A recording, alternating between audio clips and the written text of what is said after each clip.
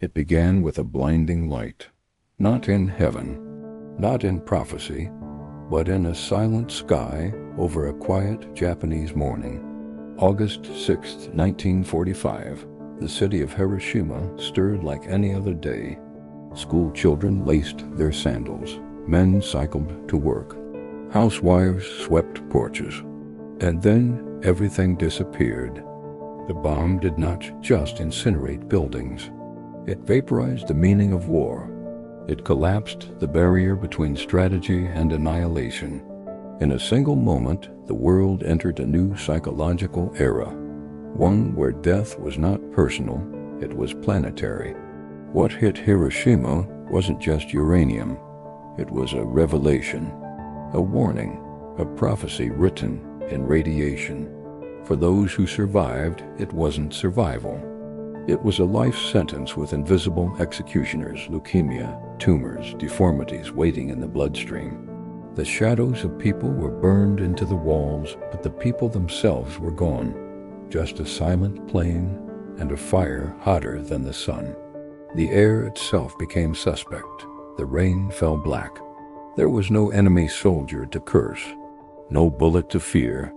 And when America dropped the second bomb on Nagasaki, it wasn't because Japan hadn't understood.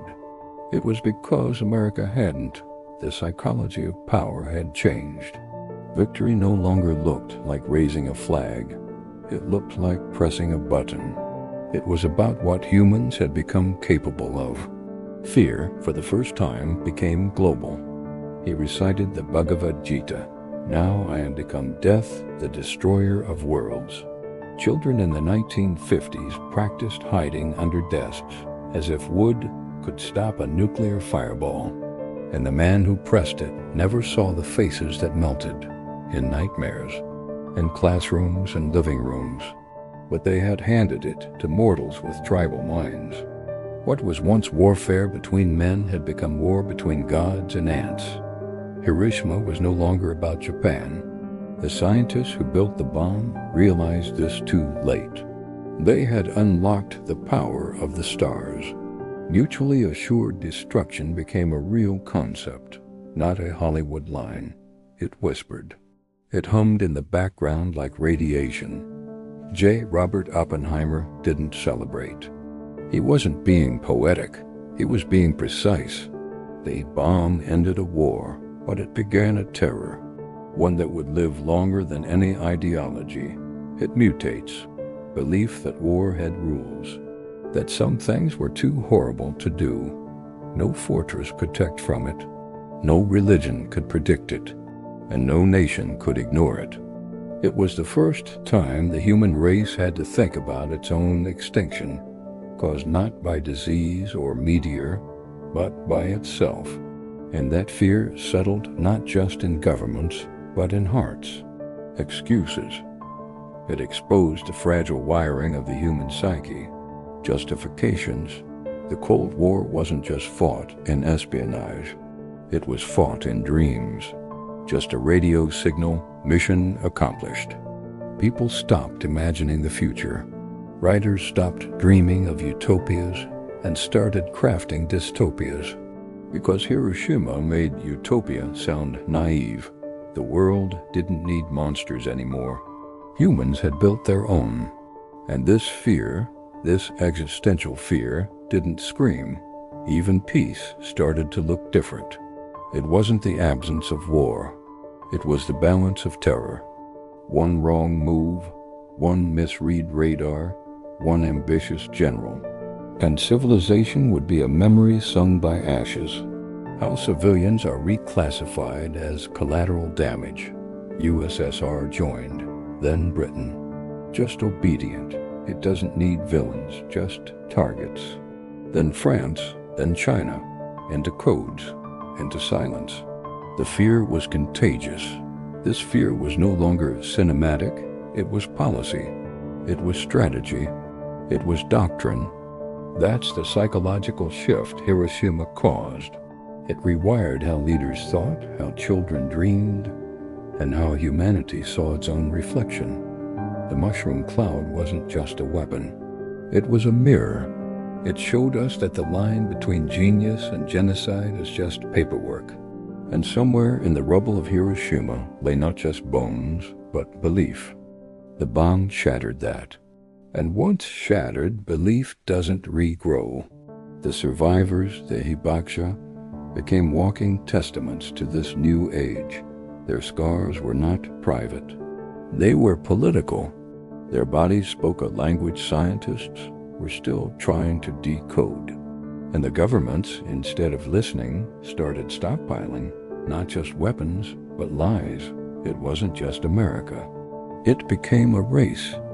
Nuclear power was no longer a last resort. It became prestige, a status symbol, a psychological deterrent. But deterrents only work if everyone agrees not to flinch. And humans are emotional. That's the problem.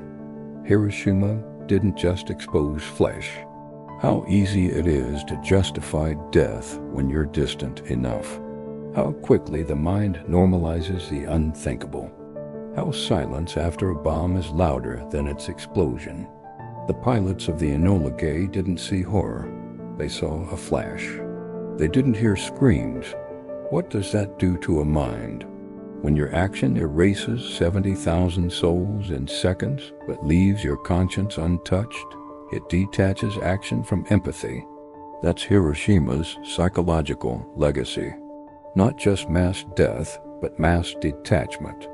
And that detachment trickled down into how nations handle war, how drone pilots are trained. Hiroshima made emotional distance a strategic asset. The further we are from the blood, the easier it is to pull the trigger. That's why modern war doesn't require soldiers to be brave. Hiroshima trained us for that. And while the world grew quieter about nuclear bombs, the weapons didn't vanish. They just went underground, into bunkers. But silence doesn't mean safety. It just means forgetting. And forgetting is the most dangerous psychological defense. Because one day fear turns into fatigue, and fatigue becomes neglect. And all it takes is one glitch, one ego, one war fought with words that accidentally turns into one fought with megatons. The age of existential fear isn't over, it's just bored. And boredom makes people reckless. We've built systems so fragile that trust is the only glue. Not law, not logic, just trust between men in rooms none of us can enter. And we pretend this is normal. We scroll, we watch comedies, we make memes, while knowing somewhere a missile sleeps under the ocean. We've made it part of the background. This duality that humans can live in peace while preparing for extinction is Hiroshima's true legacy. It split our psyche. One half builds, the other hovers over a red button. And the worst part, we've adapted to it. Kids grow up not knowing what fallout is. Politicians joke about nukes on Twitter. We've taken apocalypse and made it content. Because this time it won't shock us. It'll just confirm what we already feared but never fixed. And when something becomes content, it loses weight. It becomes consumable, disposable. That's the final psychological twist of Hiroshima. We don't fear it because we've aestheticized it. But the bomb doesn't care about aesthetics. It doesn't pause for ads. It doesn't trend. That ethics under the right pressure melts like everything else. And the rest of the world stared at the crater and saw their own cities in it. It just falls. And when it does, it won't be like 1945. It'll be worse. The age of existential fear began in Hiroshima, but it has no ending yet. It waits, quietly, like radiation. And if we ever forget what that first flash meant, the second one won't give us time to remember. The silence after Hiroshima wasn't peace. It was shock, a kind of collective psychological paralysis that blanketed the world in disbelief. And in that silence, something darker grew. Not remorse, not reflection, but calculation. How much power is too much? How many cities equal in negotiation? Just one. They thought it would end all wars. What Hiroshima really proved was that morality could be overridden by strategy. The Americans called it a necessary evil. The Japanese called it hell. Suddenly, geography didn't matter. Distance no longer offered safety. Borders were now lines drawn in ash. Fear became democratic. It belonged to everyone. Institutions, doctrines, entire worldviews built around the possibility of obliteration. In the aftermath, children were born with fingers fused together, faces that wouldn't grow properly, dreams that screamed instead of spoke. The doctors tried to label it. Radiation sickness, they said, as if naming it made it less monstrous. But there is no word for what it does to a mother to see her baby born glowing with death. No textbook prepares a child to grow up with scars left by something that fell before they were even born. And yet those same children grew up under governments racing to build more, to build bigger, to build deadlier. The bomb, once unthinkable, became policy. You live with it long enough, and it changes you. Living reminders of a line humanity should never cross again. The scientist who built it had imagined one bomb, but the psychology of war doesn't obey logic. Once power is tasted, it becomes currency, not because they want to use it, but because they're afraid someone else will, and Hiroshima meant it. By the 1960s, both superpowers had thousands, enough to destroy the planet not once, but dozens of times. What kind of species does that? What kind of mind thinks extinction needs backups? This wasn't security. It was obsession, fear becoming fetish. And fear, when normalized, becomes architecture. So began the era of deterrence, a psychological standoff between people who never intended to shoot but trained for it anyway. The world turned into a loaded gun, pressed gently against its own head, and we called this balance. Meanwhile, in Hiroshima, cherry blossoms still bloomed. Children still played in the ruins. Life refused to vanish. But under every footstep was memory. In every corner, a ghost, not seen but felt. Hibakasha walked through their cities knowing they were radioactive metaphors. And yet, nations didn't look to Hiroshima as a warning. They looked to it as leverage. Presidents gave speeches about peace while funding new missile silos.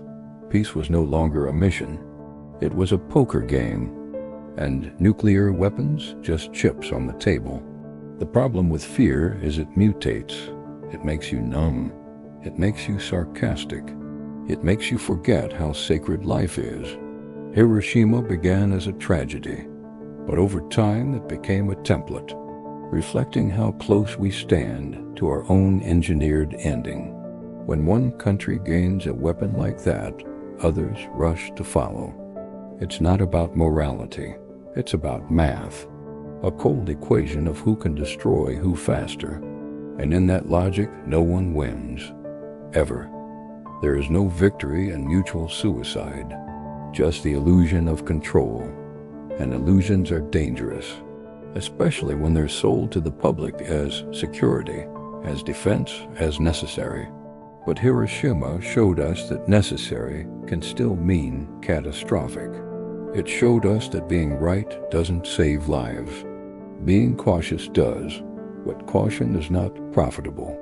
Fear is, and so the weapons industry flourished. Billions spent on devices we hope never to use. Scientists who once discovered particles now design payloads. People who once cured diseases now calculate blast radii. Human intellect hijacked by human insecurity.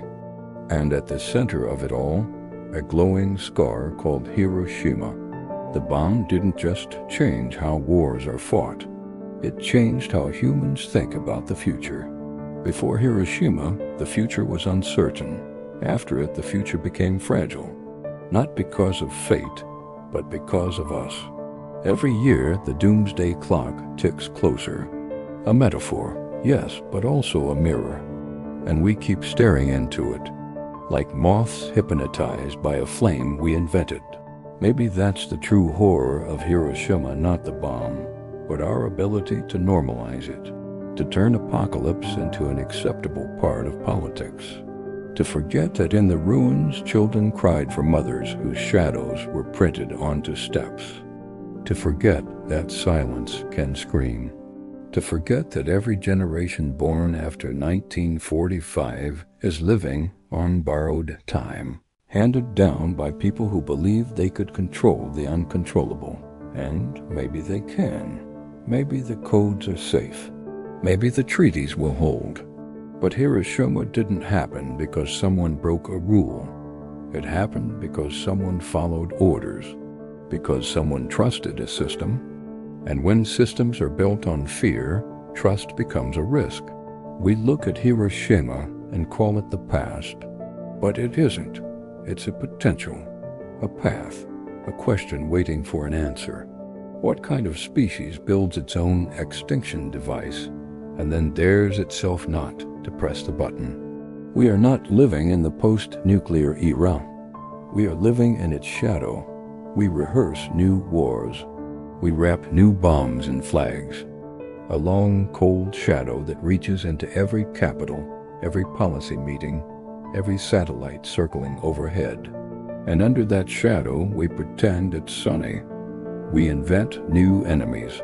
And all the while, Hiroshima watches, not as a city, but as a symbol. The atoms split, the fire fell, the world changed. A symbol of what happens when power outruns wisdom, when curiosity outruns conscience, when one bright flash rewrites the meaning of existence. We can't undo it, but we can choose to remember. Not just the explosion, but the echo. Not just the silence, but the scream within it, because the age of existential fear isn't history. It's habitat. And every day we live inside it, pretending it isn't real, we move one heartbeat closer to making it so. We teach kids about Hiroshima with numbers. 70,000 dead instantly. Hundreds of thousands more in the weeks and years to follow. One bomb, one city, one day. But numbers don't bleed. They don't scream. They don't hold their children in melting arms. We shrink horror into statistics because it's easier than facing the truth. And the truth is, Hiroshima wasn't an ending. It was a beginning of a species learning it could destroy itself faster than it could fix itself. It was a moment when human genius collided with human fear, and fear won. The sky didn't fall. We dropped it ourselves. And in doing so, we shattered a boundary that had once made war containable, understandable, survivable. After Hiroshima, war became something else. Not a clash of armies, but a countdown. Every global conflict since has been haunted by the ghost of that mushroom cloud. Even the wars that didn't go nuclear were shaped by the threat that they could. The Cold War wasn't fought to win. It was fought to avoid losing everything. And in that standoff, we learned to live with the unbearable. We learned how to smile while knowing someone somewhere had their finger hovering over a button that could make our entire civilization vanish.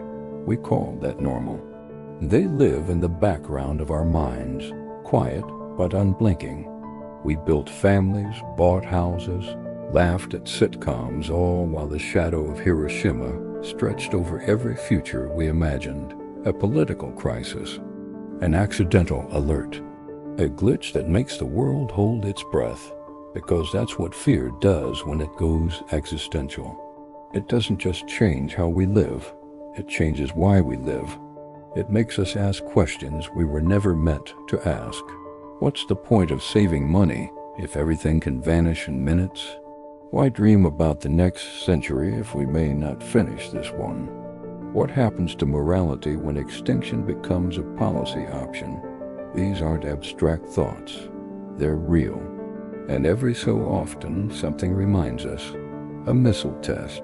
Each time we remember Hiroshima, not because we want to, but because we have to. It's the warning label stamped into the human experience. A memory made not of photographs, but of fallout. Not of victory, but of vapor. Not of ending a war, but of ending innocence. Because once you've burned a city to ash with one bomb, you can never again pretend that war has rules. You can only pretend it has limits. But pretending won't save us. Pretending won't stop a warhead once it's launched. It won't regrow the skin. It won't call back the fire. What might save us is remembering, not just the history, but the psychology. Remembering what it means to carry power that outruns our wisdom. Remembering that the same brain that split the atom still struggles to manage its own anger. We are, after all, emotional creatures. We love, we grieve, we envy, we fear, we forget. And forgetfulness is the greatest threat of all. Because forgetting Hiroshima means it can happen again. Not in the same place, maybe not even in the same way, but in the same blindness, the same arrogance, the same illusion of control. Somewhere in a vault, codes still wait. Somewhere in the ocean, submarines still glide with enough firepower to end us twice. And somewhere on a screen, someone has the ability to erase cities with a keystroke. The world didn't grow out of Hiroshima. It adapted around it. But adaptation is not healing. Adaptation is how you survive a wound, not how you prevent the next one. So we live in a world balanced on memory, on the hope that we remember enough to avoid repeating ourselves. Because the next Hiroshima won't give us time to make documentaries. It won't leave behind photographs or shadows etched in stone. It'll be faster, hotter, final, and no one will write the history because no one will be left to read it. That's the truth we carry, the fear we inherited, not because we want it, but because we created it. Hiroshima is not just a city. It's a question that echoes louder than any explosion. Now that we've built the power to erase the future, what are we going to do with it? And if we can't answer that, then the silence that followed Hiroshima may not have been the end of a war. It may have been the beginning of humanity's final countdown. So remember the silence, because inside it, there's still a choice. And while that choice remains, there's still hope. But only if we choose it, before someone chooses otherwise.